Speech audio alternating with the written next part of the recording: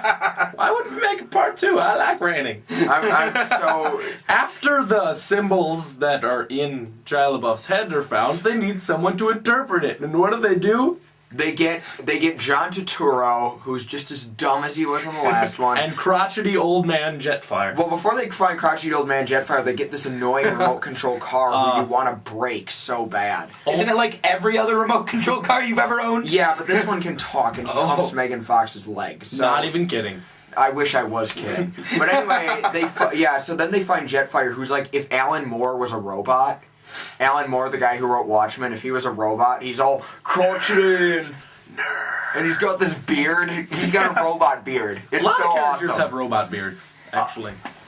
Yeah, the Fallen has a robot beard too, but I mean the robot beard. It was just so much fun. And he's like, my father was a wheel. You know what he turned into? Nothing, but he did it with honor. He's so great. Definitely the best character in the entire movie. And Well, I mean, it's Jetfire. yeah, and he's so he's just so funny, and he takes them to Egypt, and he's like, "You'll find the Matrix here, cause that fallen guy has a sun harvester, and he's gonna try to take the energy from the sun, so he needs the Matrix to do that for some reason." And then he says good luck and leaves.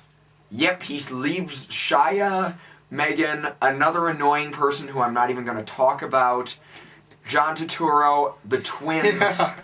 And Bumblebee. So we have Bumblebee as the only not annoying person in the Indiana Jones scenes that follow. Next time someone tells me that they need to make a 5th Indiana Jones with Shia LaBeouf, they already did.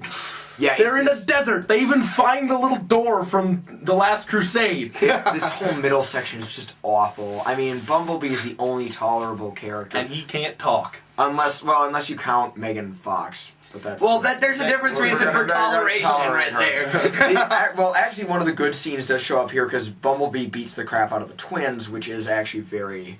You don't need to talk to beat up the twins. Good. That was great. So anyway, eventually they find the tomb of the Primes. I guess the Fallen was one of the Primes.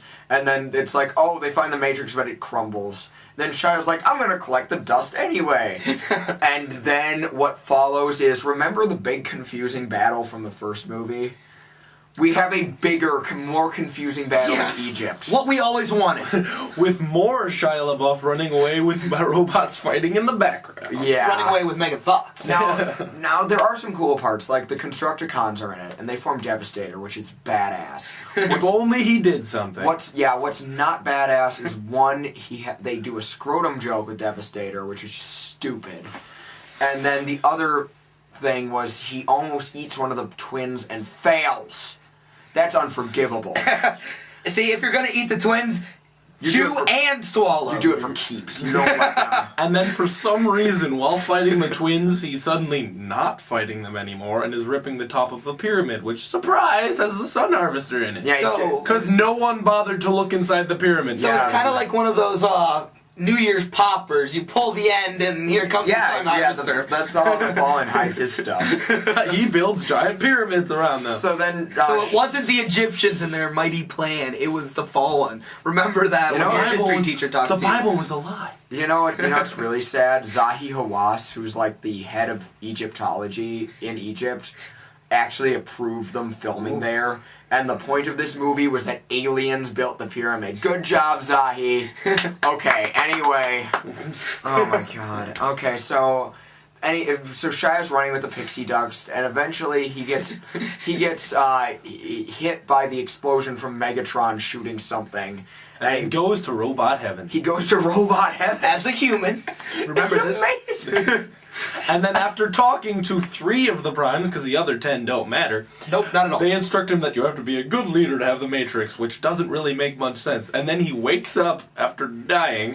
And he's right there. And he's got the Matrix. So we're talking about this is him like his mother just went into a little acid trip and saw the Primes. That would be just as feasible as the plot to this movie. Then he runs up, and after the good guys decide, let's drop out of his Prime's body close to where they need to put the Matrix of Leadership.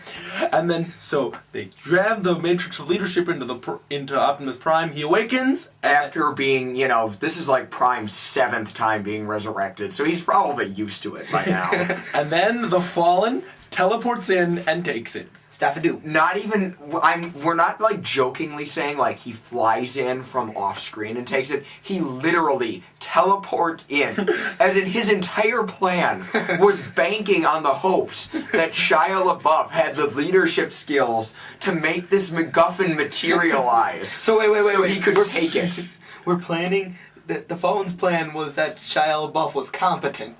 Yes. So That's why he couldn't get the Matrix to work himself.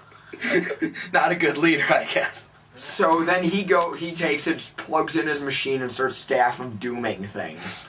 Staffadoom. Staff of doom. Then Jetfire, the crotchety old man who was in this scene, I guess, Suddenly shows up again. Like out of nowhere and starts fighting, and it's like, yes, I missed you. And then remember the Scorpion guy from the first movie? he's back for like 10 seconds. And he kills Jetfire.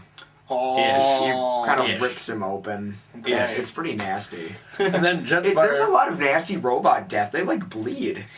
It's messed up. And then after Jetfire lends Optimus Prime his parts, they have a Optimus Prime versus the Fallen battle, Wait. in which you get Optimus Prime's best line in the movie. Well, you're before Wait. we get to the best Did- line in the movie. Did we say that? Okay, Jetfire's dead, but he still gives his parts to Well, Optimus he's Prime. dying, so he's like, he takes his spark out and he's like, take my parts. And Prime has no moral qualms with this guy he's never met before giving him like major organs so he can fight. Because I mean, it's organ for them. So now Prime can fly and shoot super missiles, and he's about to go fight the Fallen and Megatron at once. And this is again really well animated, so it's hard to take issue with this until Prime says the best line in the movie. Let me have your face. Yeah. I would just take a minute to let that set in. The good guy just said, let me have your face. And then he proceeds to pry the Fallen's face off. So this Yeah, is where we like- walk the thin line between good and evil, and I think Optimus just completely jumped to the other side. Rips the Fallen's face. And then clean off. and then the Fallen bleeds? I guess. Hey. They have blood. I mean, we call it motor oil in our world. But he doesn't transform into anything. He doesn't even transform.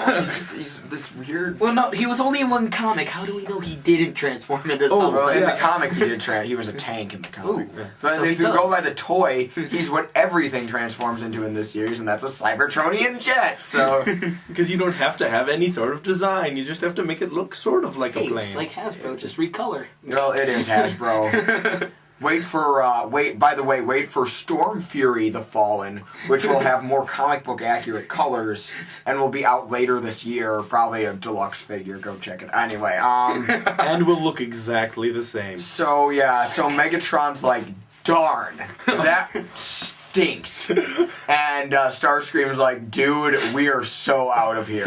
So fly away. They just bolt. Because Megatron, no longer a Cybertronian jet, now a Cybertronian tank. That can fly. Yeah. So they Still switch fly. places, He can but- still fly for some So reason. it's So like- he's it's like kind of Star like Fox. Mega Blitzwing, really. Yeah. So it's kind of like Star Fox, where you have those tanks that just fly off the Also, ground. beforehand, but when Optimus Prime is getting the parts, he calls upon a character named Jolt, who is not in any of the other scenes in the movie, but has apparently been there the whole time. He was apparently a Chevy Volt, at least the toy is. And but he doesn't do anything for the beginning part of the movie. but He he's just- more fuel efficient than the other Autobots. He like a is Toyota. more fuel efficient. The Toyota of the So- Autobots. Speaking of just other robots who didn't do anything, Ironhide, Ratchet, RC, Sideswipe. If you liked Ironhide and Ratchet in the first movie, Too bad. You're gonna be so disappointed. But what's not to be disappointed about this movie, huh? Yeah,